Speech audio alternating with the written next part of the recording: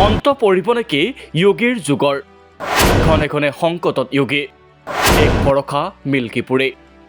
দিল্লী বিধানসভা নিৰ্বাচনৰ সমান্তৰালভাৱে উত্তৰ প্ৰদেশৰ মিল্কীপুৰ বিধানসভা সমষ্টিটো বুধবাৰে অনুষ্ঠিত হয় উপনিৰ্বাচন মিল্কীপুৰ সমষ্টিৰ বিধায়ক অৱধেশ প্ৰসাদ সংসদলৈ নিৰ্বাচিত হোৱাৰ বাবে বিগত লোকসভা নিৰ্বাচনৰ পৰা এই আসনখন খালী হৈ আছিল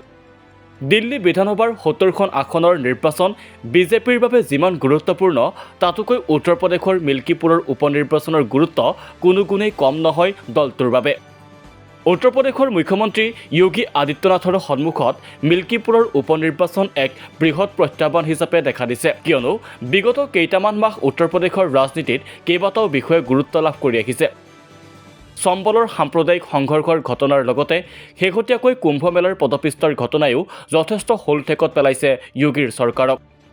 ১৪৪ বছৰৰ পাছত অনুষ্ঠিত মহাকুম্ভ মেলাৰ আয়োজনৰ নামত প্ৰায় ৭,০০০ কোটি টকা ধন ব্যয় কৰি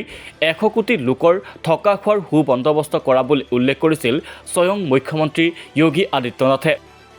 কিন্তু প্ৰকৃতাৰ্থত বেচৰকাৰী সূত্ৰ অনুসৰি প্ৰায় ৬-৭ কোটি লোক সমবেত হোৱা সেই কুম্ভ মেলাতেই মৌনী অমাৱস্যাৰ দিনা সংঘটিত হোৱা পদপিষ্টৰ ঘটনাত বহু লোকে প্ৰাণ হেৰুৱালে যোগী আদিত্যনাথ চৰকাৰৰ ই এক চৰম ব্যৰ্থতা হিচাপে প্ৰতিপন্ন হৈছে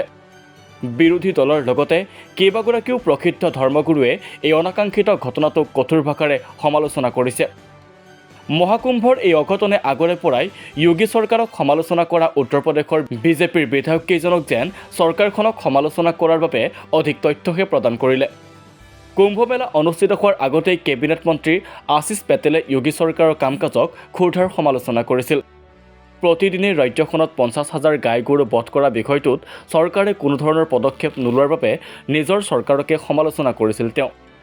আন এগৰাকী মন্ত্ৰী সঞ্জয় নিষাদেও যোগী চৰকাৰক সমালোচনা কৰি আহিছে তেওঁৰ মতে বিগত নিৰ্বাচনত বিজেপি ৪৬খন আসনত পৰাজিত হোৱাৰ আঁৰত আছিল বিজেপিৰ নিজৰ দলৰে লোক এই দুগৰাকী মন্ত্ৰীৰ বাহিৰেও দলটোৰে বিধায়ক নন্দকিশোৰ গুজ্জৰেও বিজেপিয়ে সংৰক্ষণৰ বিৰোধিতা কৰাৰ বাবে বৃহৎ সংখ্যক আসন লোকসভাত হেৰুৱাবলগীয়া হোৱা বুলি মন্তব্য কৰি আহিছে তিনিজনকৈ নিজৰ চৰকাৰৰ মন্ত্ৰী বিধায়কৰ বিৰোধিতাৰ পাছত যোগী আদিত্যনাথ নিজৰ চৰকাৰতেই প্ৰত্যাহ্বানৰ সন্মুখীন হৈ আহিছিল ইয়াৰ পাছতে অৰ্থাৎ বিগত ৫ ফেব্ৰুৱাৰীত মিল্কীপুৰত অনুষ্ঠিত হ'ল উপনিৰ্বাচন কুম্ভ মেলাৰ পদপিষ্টৰ ঘটনাই হিন্দুত্ববাদী ভক্তসকলক যথেষ্ট ব্যথিত কৰি ৰখাৰ সময়তে অনুষ্ঠিত মিল্কীপুৰৰ নিৰ্বাচনে যোগীক যাতে আৰু বিপদলৈ ঠেলি দিব নোৱাৰে তাৰ বাবে সমগ্ৰ প্ৰশাসন যন্ত্ৰ উঠি পৰি লাগিছিল মিল্কীপুৰত কাৰণ যোগী চৰকাৰে যিমানেই কুম্ভ মেলা সুচাৰুৰূপে অনুষ্ঠিত হোৱা বুলি দাবী নকৰক কিয় ই এক বিফলতা হিচাপে প্ৰতিপন্ন হ'ল কাৰণ মৌনী অমাৱস্যাৰ দিনা পুৱা ৩ বজাতেই স্নানৰ বাবে নামিবলগীয়া সাধু সন্যাসীয়ে পদপিষ্টৰ ঘটনাটোৰ বাবে দুপৰীয়া ১২ বজালৈকে স্নান নকৰাৰ সিদ্ধান্ত লোৱাটোৱে চৰম অস্বস্তিত পেলাইছিল চৰকাৰক ক্ষুব্ধ হৈছিল ধৰ্মগুৰু ভংগ হৈছিল কুম্ভ মেলাৰ পৰম্পৰাও সেয়ে মিল্কীপুৰৰ উপনিৰ্বাচনত যদি বিজেপি পৰাজিত হয় তেন্তে যোগীৰ বাবে হ'ব গেলাত টেঙা দিয়াৰ দৰে